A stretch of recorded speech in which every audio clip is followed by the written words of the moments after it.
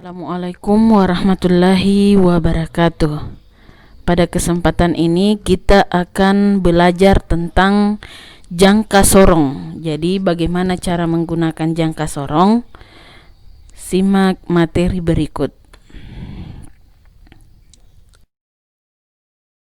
Bagian-bagian jangka sorong. Jadi, jangka sorong itu terdiri dari beberapa bagian. Nah, perhatikan, ada yang disebut dengan rahang tetap atas, ada juga rahang tetap bawah. Kemudian ada rahang geser atas dan rahang geser bawah. Jadi ini bisa digeser. Kemudian ada yang disebut dengan skala nonius. Jadi skala nonius itu adalah garis-garis yang berada pada rahang geser, apakah itu di atas atau berada di bawah. Kemudian ada pengunci. Nah, pengunci ini digunakan apabila kita telah mendapatkan ukuran yang tepat, maka kita kunci agar rahangnya tidak bergeser lagi. Kemudian ada yang disebut dengan skala utama. Nah, yang seperti mistar ini disebut dengan skala utama. Jadi ada 0, 1, 2, 3, 4 dan seterusnya. Nah, ini ada dalam bentuk inci, ada juga dalam satuan sentimeter. Kemudian di bagian akhir ini di belakang ada bagian lagi yang bisa digunakan untuk mengukur kedalaman yang kecil-kecil seperti kedalaman kaleng. Nah,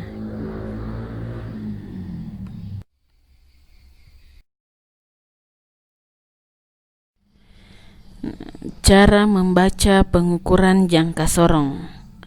Untuk membaca pengukuran dari jangka sorong, kita terlebih dahulu harus menentukan nilai skala terkecil. Nah, sebagaimana yang tadi saya jelaskan bahwa jangka sorong itu mempunyai dua skala. Nah, ada skala utama dan skala nonius. Jadi ini merupakan perbesaran dari gambar skala pada jangka sorong. Nah, kita lihat untuk nilai skala utama, kita mencari dengan cara batas ukur dibagi dengan jumlah skala. Nah, yang mana dikatakan dengan batas ukur?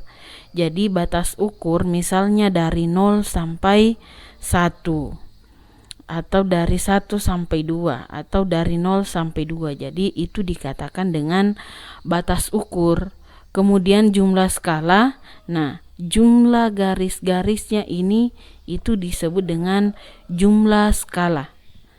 Kemudian untuk skala nonius nilainya itu sama dengan nilai dari skala utama dibagi dengan jumlah skala nonius. Jadi nilai yang kita peroleh tadi di sini dimasukkan ke dalam persamaan skala nonius dibagi dengan jumlah skala nonius.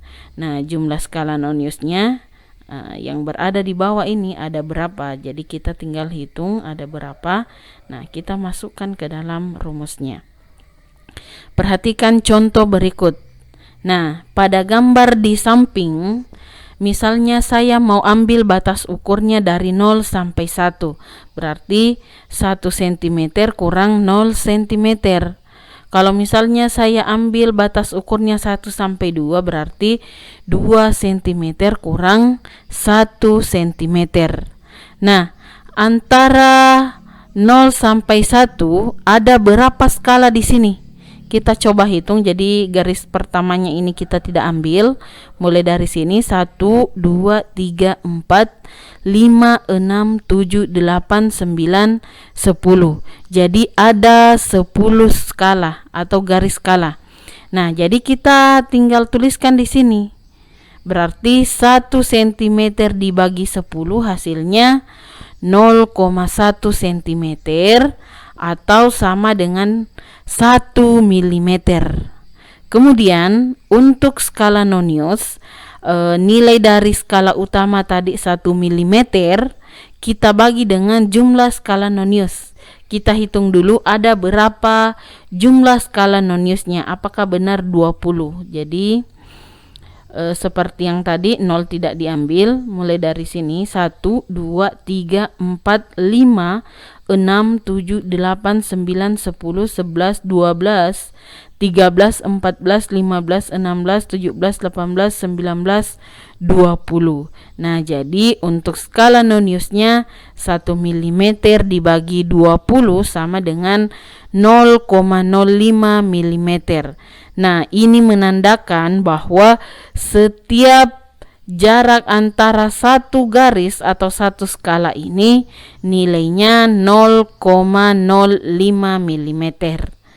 Nah, perhatikan, misalnya ini adalah sebuah pengukuran menggunakan jangka sorong. Bagaimana kita menghitung atau bagaimana caranya kita membaca dari hasil pengukuran yang ditampilkan pada jangka sorong ini? Nah, perhatikan. Jadi kita bisa lihat skala utamanya ada 12 skala. Nah, dari mana kita ambil? Kita lihat berapa jumlah skala yang dilewati oleh angka 0 atau garisnya 0 pada skala nonius. Nah, kita hitung. Jadi angka 0-nya tepat berada di sini. Nah, kita hitung ada berapa skala? 1, 2, 3, 4, 5, 6, 7, 8, 9, 10, 11, 12.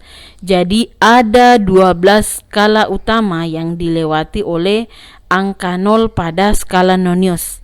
Makanya saya tuliskan 12, kemudian nilainya tadi berapa? 1 mili. Jadi 12 kali 1 mm sama dengan 12 mm. Nah, kemudian untuk skala nonius, kira-kira yang mana diambil? Nah, untuk skala nonius yang diambil itu adalah garis yang paling berimpit dengan skala utama. Jadi yang paling lurus.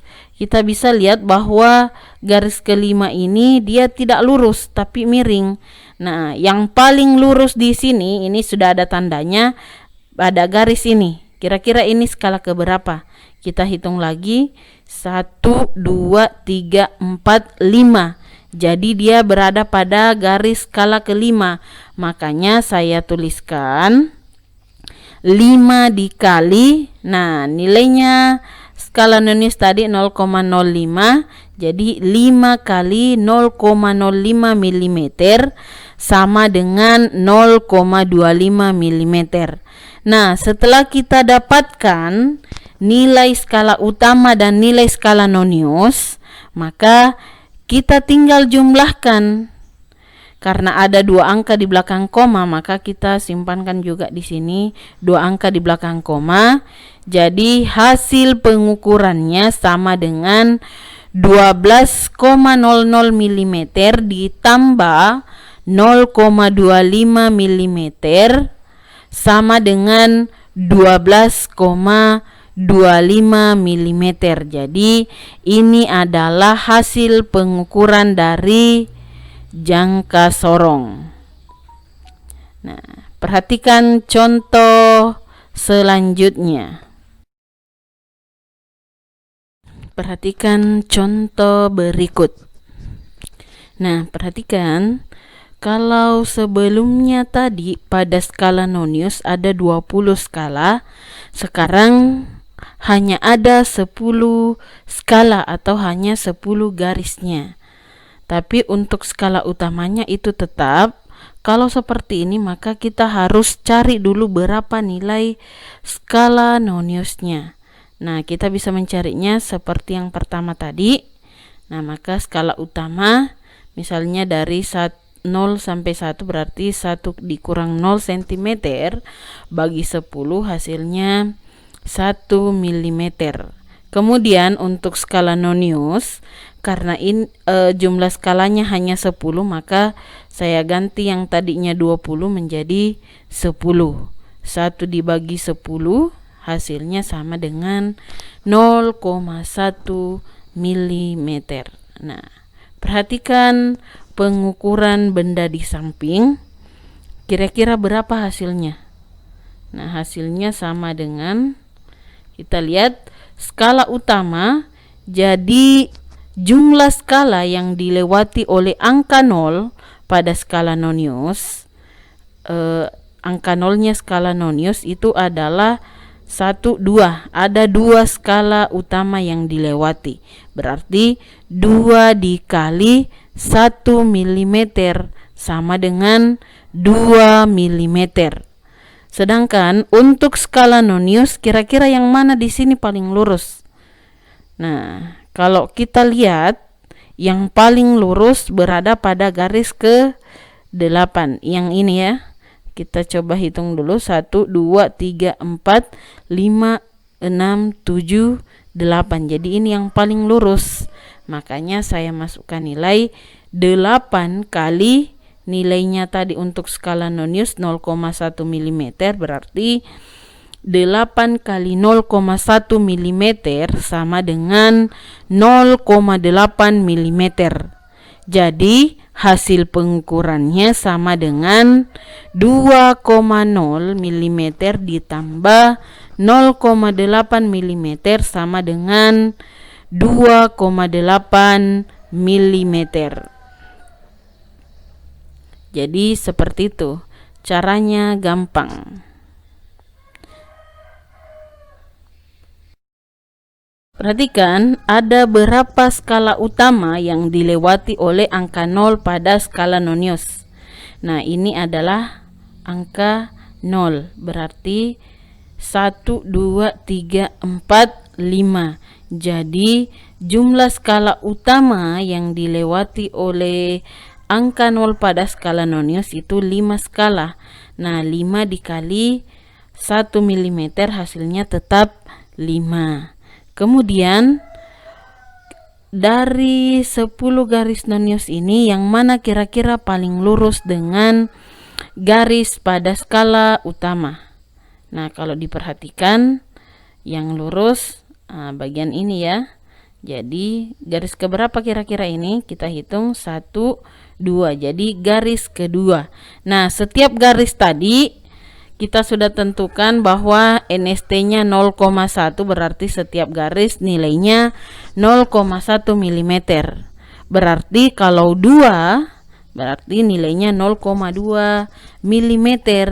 5 mm tambah 0,2 hasilnya 5,2 mm. Kita lihat apakah jawabannya benar atau belum. Nah, ternyata jawabannya sudah benar. Kita coba contoh lain. Nah, kalau ukurannya besar. Nah, perhatikan, ini melewati angka 4 atau skala nonius nolnya ini dia melewati angka 4. Nah, setiap angka tadi ini jumlah skalanya sama dengan 10, berarti 10, 20, 30, 40. Nah, sampai di sini jumlah skala yang dilewati oleh angka 0 pada skala nonius adalah 40. Maka karena masih ada satu garis di belakangnya, berarti 41 skala dikali 1 mm hasilnya 41. Kira-kira 41, berapa?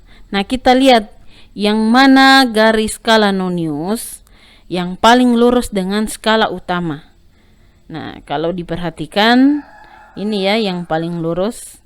Kita hitung itu garis keberapa? 1, 2, 3, 4. Nah, ini adalah garis keempat, berarti 41,4.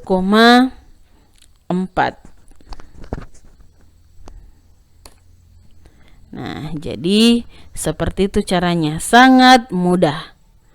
Saya harapkan anak-anakku bisa mengerti dan bisa membaca pengukuran dari jangka sorong.